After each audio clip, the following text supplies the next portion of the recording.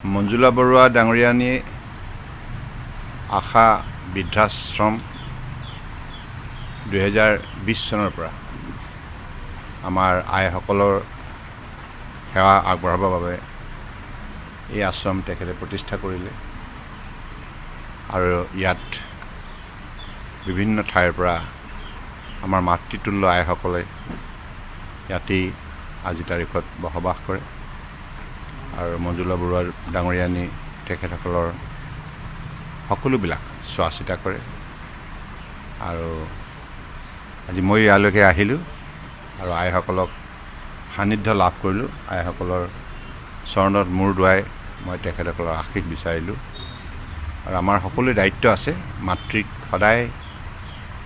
মৰ্যাদা সহকাৰে আমি জীৱনৰ শেষৰ সময়ছোৱাত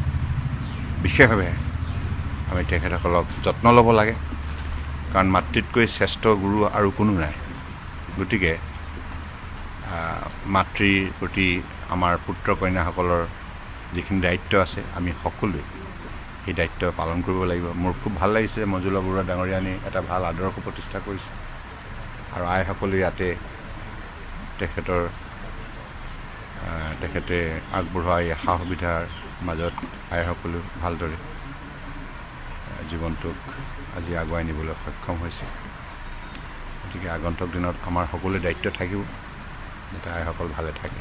সুস্থ হৈ থাকে বৃদ্ধাশ্ৰমখন নিৰ্মাণৰ ক্ষেত্ৰত ব্যৱস্থা নিশ্চিতভাৱে আমি আগন্তুক দিনত সহায় কৰিম